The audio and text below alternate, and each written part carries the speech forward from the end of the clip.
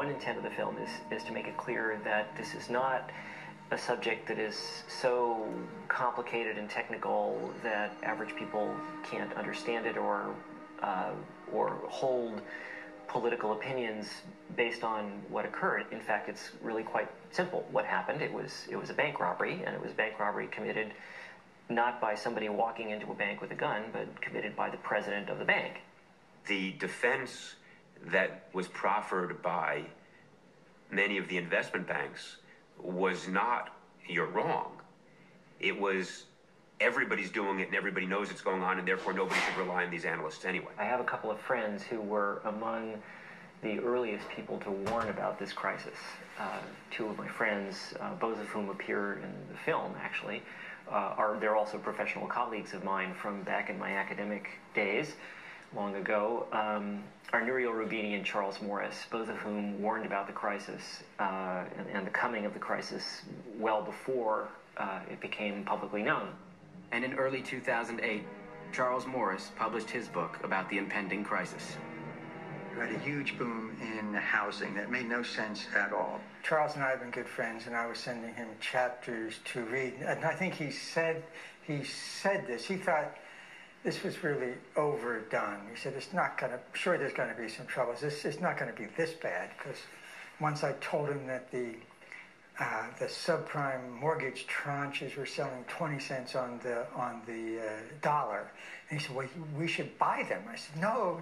And he couldn't really believe that. And then as it happened, it didn't roll out precisely as I said, but it actually did.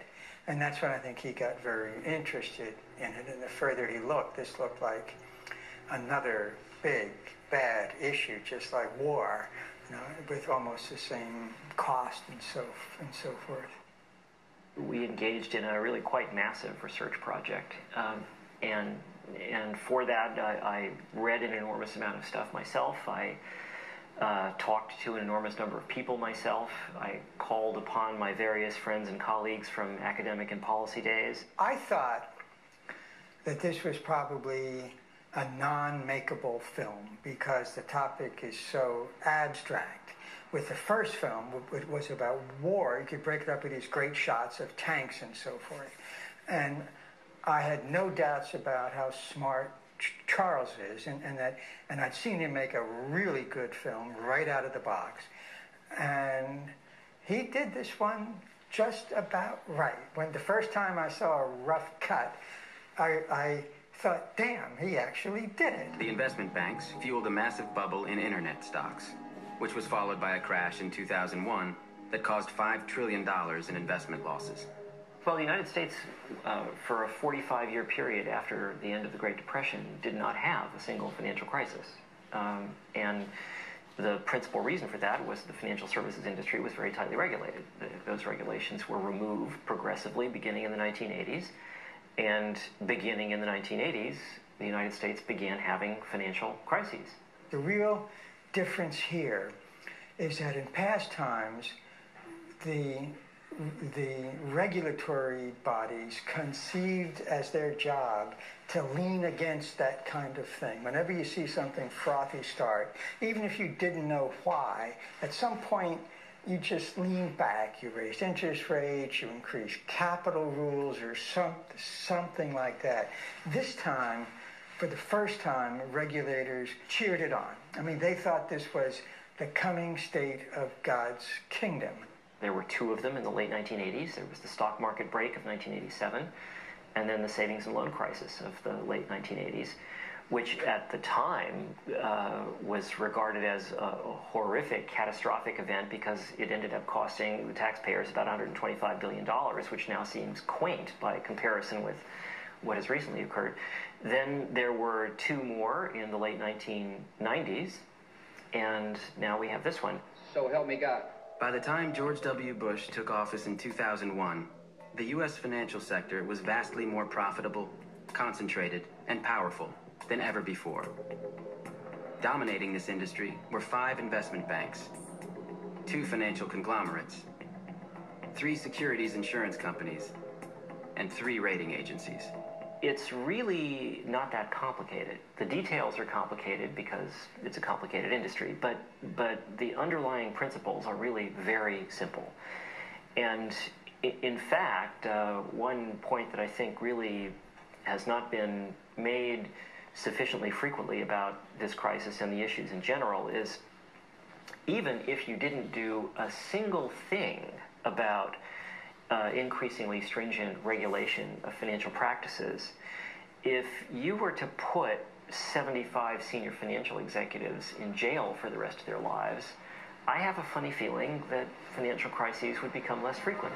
$600 million of Timberwolf securities is what you sold. Before you sold them, this is what your sales team were telling to each other. Boy, that Timberwolf was one deal.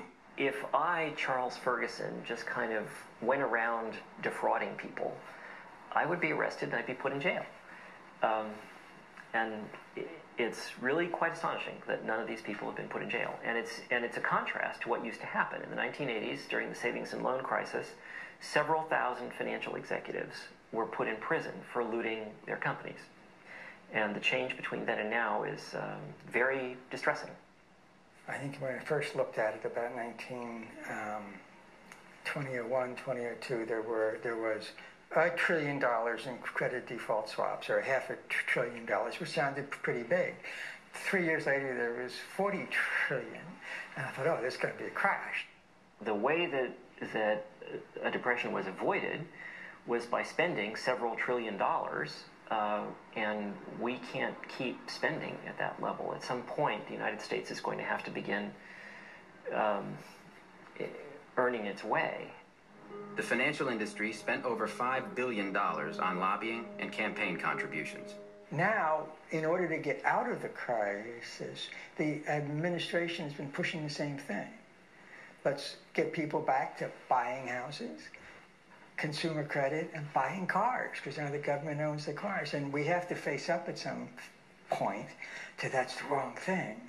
We have to shift the economy from one that was 71% driven, the whole GDP was 71% personal consumption in the first quarter of 2007, I think. And we have to get that back down to 65 or 63 or something like that, with the difference going into savings and investment and useful stuff that's very boring, won't be good for the housing industry and so forth. And you can't quickly convert Walmart clerks into Caterpillar workers. So there's a painful readjustment we're going through. And what we've been doing is kind of putting that off. I personally am deeply disappointed with how President Obama and the Obama administration have handled this situation. And I think that disappointment is actually widely shared, and I think that it's growing. And I think that we see evidence of that not just in continuing public anger about the financial crisis and the way that it was handled, and the fact that no one's been called to account with regard to it, but also increasingly people are making parallels between the way the financial crisis was handled and the way the Obama administration is handling other major crises and issues. Of course, the most obvious current example being the oil spill.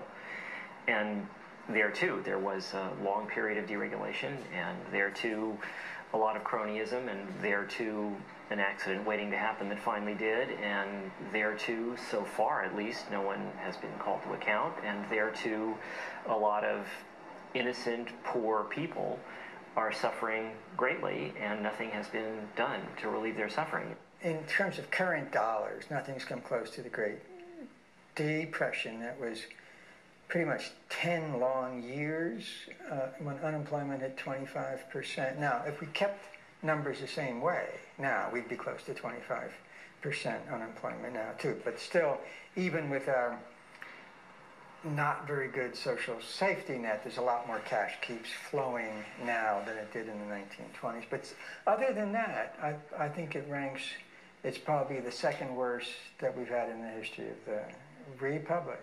I mean, it's really that bad. I do think that we have to get into the budget balancing kind of thing. I think we don't have to rush into it. We could certainly have, you know, extended unemployment benefits for 5 more months without causing the end of the Western world. Things are so tough. There's a lot of people out there, and pretty soon you're going to be seeing more camps like this around because there's just no jobs right now. This is the question of the historical impact and large-scale, long-run impact and meaning of this crisis is that this could indeed be something that signals and has a major role in causing the economic decline of the United States.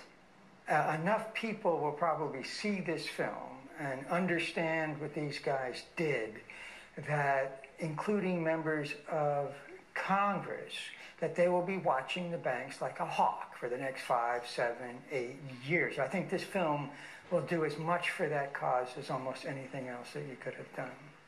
I hope that the film will cause people to think about how they vote and which candidates they contribute money to. And America and American politics seems to be somewhat paralyzed now, and we shall see whether any real progress is made in these domains. But that, luckily, is not the subject of my film. They will tell us that we need them, and that what they do is too complicated for us to understand.